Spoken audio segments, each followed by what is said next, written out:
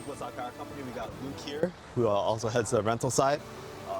He is mainly on the subsidiary side of it, rentpower.com. So we just want to go over some details about portable generator rentals, what you should know, why they're so important. We have an expert here, very, very experienced on the rental side of it, the portable side of it. And it's just a small Q&A. Let's get to it.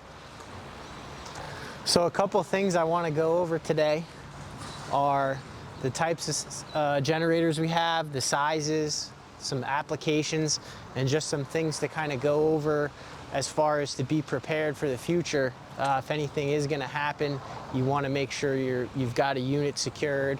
You want to make sure you know what the unit's going to be powering. And most importantly is you want to have a really good idea of what size unit is going to work. You don't want to get too big of a unit. You don't want to get too small of a unit. Too big of a unit, you're going to be wasting money on diesel fuel. Too small of a unit, it's obviously not going to do what you need it to do. All right, so Luke, as we're traveling to hunt down some units to go over, so are all portable generator units, diesel? So most everything you're going to get that's portable, that's going to put out power for a building, AC, dehumidification, backup, refrigeration, stuff like that, all that stuff's going to be diesel. A lot of commercial and industrial applications, most of that stuff's powered with three-phase power. The beautiful thing about every single generator we have here is the voltage is selectable on all of them. So let's say your building runs 480 volt three-phase, all of our units are capable of that. Let's say your building's 208 three-phase. Again, all of our units are capable of handling that. If you take a look at what we've got on the line, ready to go, we've got everything from 10 kW all the way up to 1 megawatt here in our yard, ready to go. All this stuff's inspected, it's tested, it's load banked, it's cleaned, it's fueled, it's ready to go. We go back to each unit, we fire everything up, we make sure that there's no issues, the batteries are charged, the tires are inflated. We're doing visual checks on all our equipment all the time to make sure it's 100% ready to go. Why would a customer want to rent a portable generator during hurricane season? What kind of applications would it really help? So the biggest advantage of securing a unit that's portable is you basically are getting an insurance policy to make sure that you're not going to have an outage. You are going to have a machine. Generally, when the news starts talking about hurricanes, all these generators, no matter where you are in the country, they're gone. People have already rented them proactively, so it's really hard to get a machine when you need it. If you're running a facility that has critical needs for refrigeration, let's say you're a food distributor, you've got refrigeration units, stuff like that, you don't want to lose all that product. You can back that whole system up with the generator. Let's say, your municipality, hospitals, police departments, fire departments, critical infrastructure type applications, you can't afford to not have a generator. Another really important thing for hurricane season, there's lots of flooding. Pump stations, you want to make sure your pumps are working, your pumps have power. The beauty in a portable unit is it's not only one application, it's many, it's universally accepted. It can put out all different kinds of power. It's easy to move around. It's universally applicable to many different applications. Yeah, so in your professional recommendation, what's the best time to actually start looking into getting a generator rental? Like, do you secure it with a reservation contract? Do you try to get one, when you need it the most? Like, what's your best recommendation? If someone were to build a contingency plan, what would be at the top of your list for that? People should really start actively looking beginning to mid-August to secure units for the upcoming season, depending on where you live in the United States.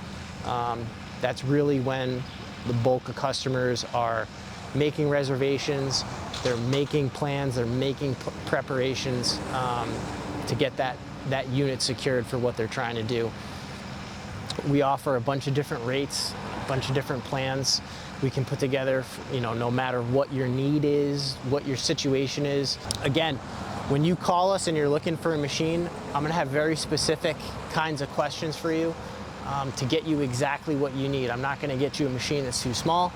And again, I'm not gonna get you a machine that's too big. I'm gonna get you exactly what you need. I'm gonna make sure you have the cable that you need to power up whatever it is.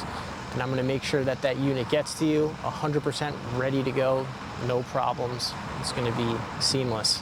So all of our units have voltage selector switches on them. So this switch controls what the output's gonna be on the main lugs. So right now, this machine's set for 120, 240 single phase. Then we'll go into 243 phase, 483 phase. And it's as simple as that to change voltage on these machines. You never want to change voltage while the machine's running. Always make sure the machine's off, control power's off, change your voltage, you're good to go. So what are certain features that you would recommend the unit has, especially for, you know, using for emergency application?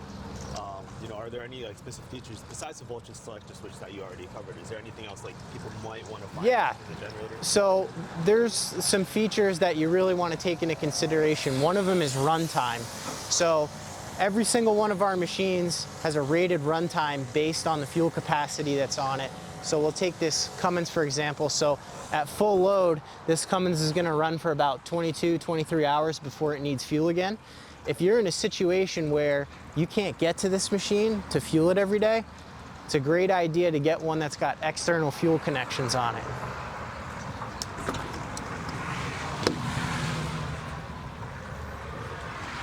This machine right here has an external fuel switch on it. And what you can do is you can connect this unit to an external fuel cell, 250 gallons, 500 gallons, 1,000 gallons, 2,000 gallons. So now, rather than having to come and fill this machine every day or every other day, now this machine can run a week. You're not worried about fuel. It's a really important feature on a lot of our portable units to be able to hook up an external fuel cell.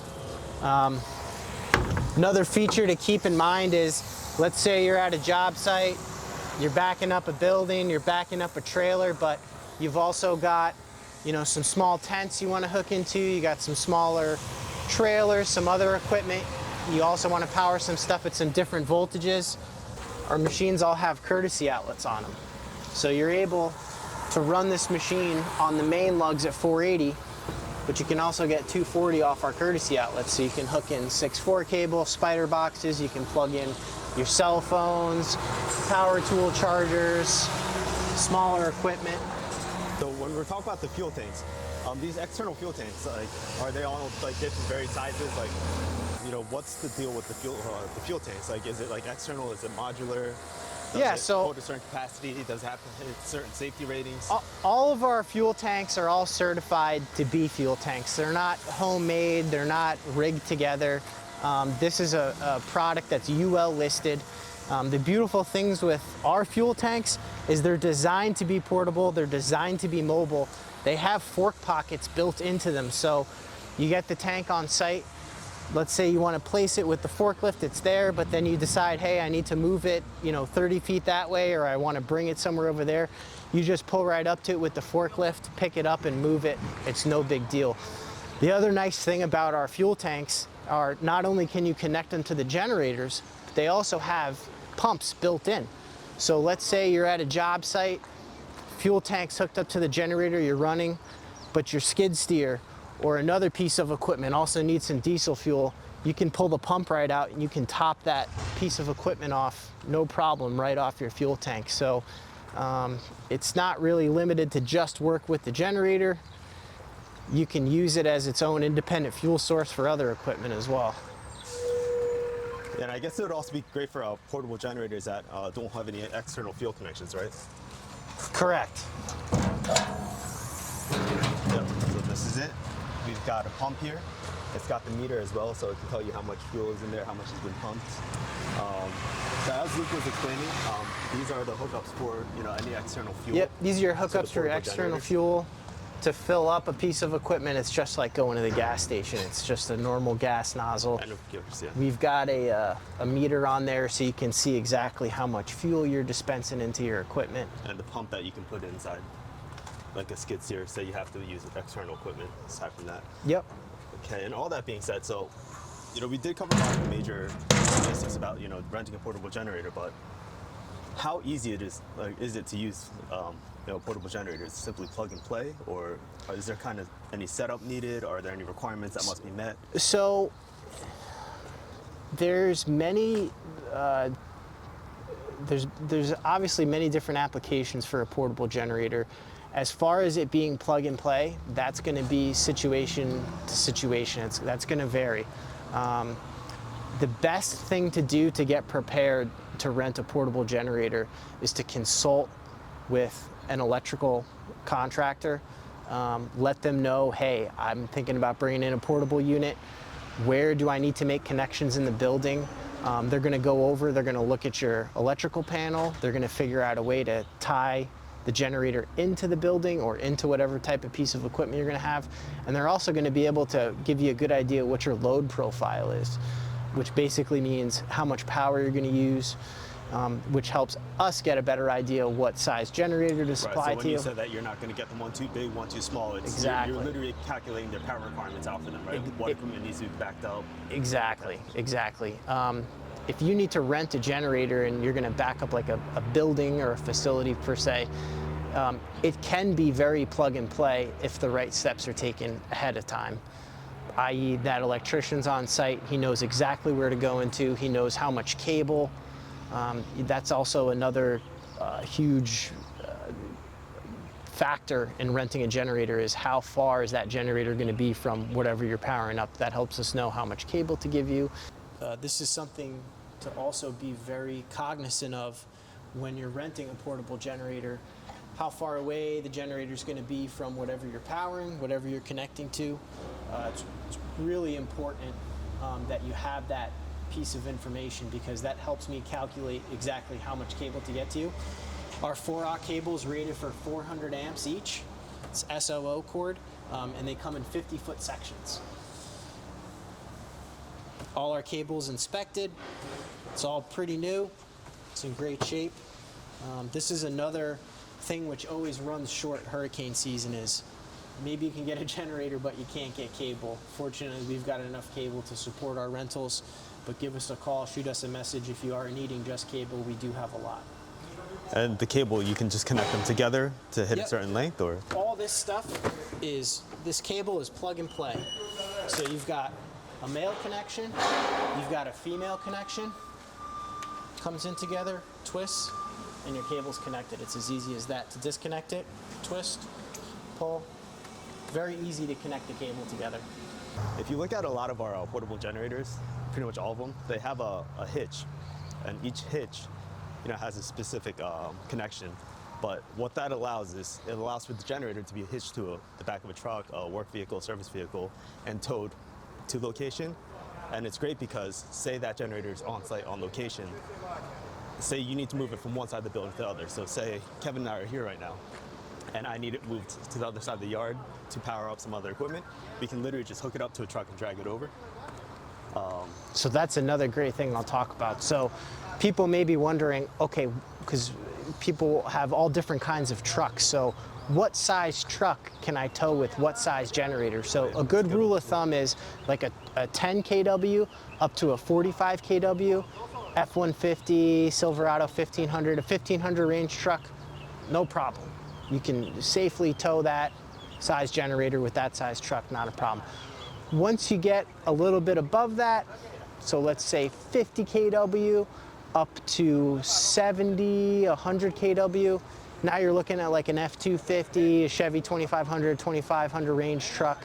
Above that, 200 kW, I would go with a 3500 range truck, so like a F-350, Chevy 3500, Ram 3500, something like that.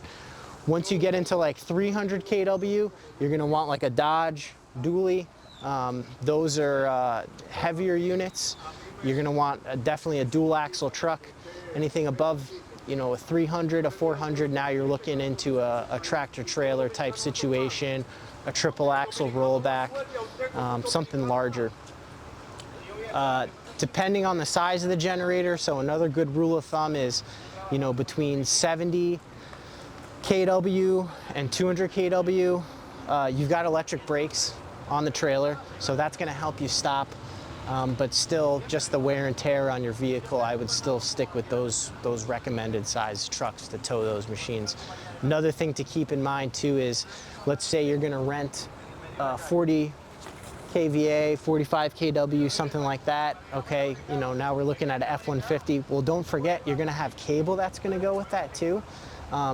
Depending on how much cable you need or what size cable, there's weight requirements with those too, and the cable's also pretty heavy. So yeah, on average, cable is about one section of 4-aught cable is about 30 pounds, give or take, just for reference. it's 47. Oh, sorry, 40? Yeah, 47. All right, I felt like 47 pounds for a single piece of 4-aught cable. Did not realize it was that heavy. Yeah, so if you multiply that by 4, if you're running 480 volt at 3-phase, you're now looking at, you know, well over 100 pounds, 200 pounds of cable. So it's just something to keep in mind.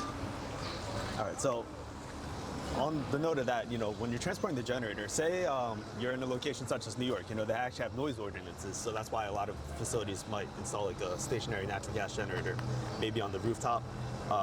Say they do need emergency power, they're using a diesel generator, and you're taking it from one location that might not have the same ordinances, you know, a certain decibel level.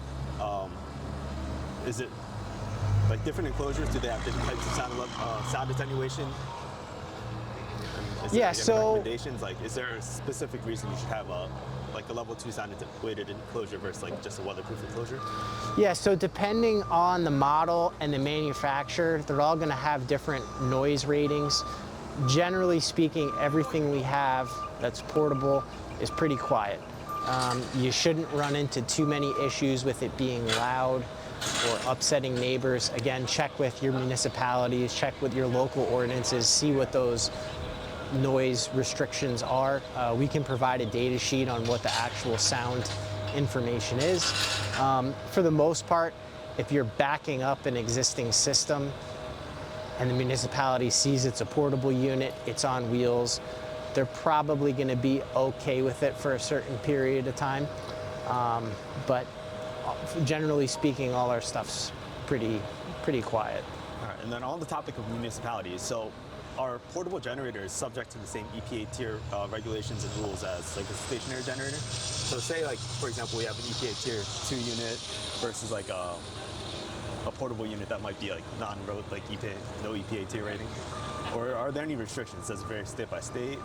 So tier restrictions really come into play in states like California.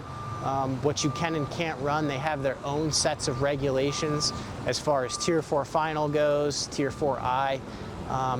Check with whatever your municipality is, see what's okay to rent in those areas. I know on the Northeast, we're not bound by the restrictions of tier restrictions on certain job sites. There is certain job sites that require Tier 4 final, but definitely check with that project, check with that municipality, and make sure that you either do need a Tier 4 final or you don't need a Tier 4 final. We have a bunch of different options for you when it comes to that. So say we're for emergency application, is like the tier rating still the same? Do the regulations still apply? Or? Generally speaking, if it's for an emergency applications, no. You know, if it's going to a municipality where, you know, there's no power to the firehouse, there's no power to the police department, we're trying to back up a hospital, no. They just need electricity, and we can provide that to them. All right, well, there you have it, folks. This 2023 hurricane season, we got Luke Farrell here, Kevin on the cam, and Danny Kim here, I guess trying to run the conversation. Feel free to reach out to us, woodstockpower.com. If you're looking for a rental, you can get in touch with Luke at rentpower.com. Very simple, rent, then power.com. Or give us a call, send us an email, drop us a comment, and we look forward to hearing from you. Don't get left in the dark this year.